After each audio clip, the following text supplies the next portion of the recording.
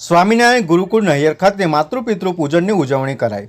સ્વામિનારાયણ ગુરુકુળ નહિયર ખાતે આજરોજ માતૃપિતૃ પૂજનની ઉજવણી સાથે ઇનામ વિતરણનો કાર્યક્રમ રાખવામાં આવ્યો હતો, જેમાં સ્વામિનારાયણ ગુરુકુળ નહિયરના ટ્રસ્ટી ભક્તિ સ્વરૂપ સ્વામી, તીર્થ સ્વરૂપ સ્વામી તેમજ શાળાના આચાર્ય દિલીપભાઈ પરમાર, જીવણભાઈ ખોટ તેમજ આમોદ પોલીસ ઇન્સ્પેક્ટર રાજેન્દ્ર કરમટિયા ઉપસ્થિત રહ્યા હતા।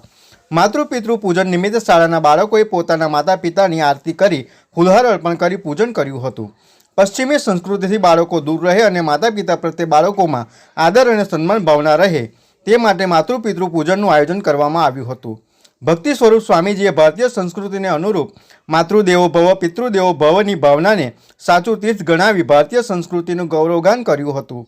તેમજ આમોદના પોલીસ ઇન્સ્પેક્ટર રાજેન્દ્ર કરમટિયાએ પ્રસંગને અનુરૂપ સમાજને અનુલક્ષીને પોતાના વિચાર રજૂ કર્યા હતા।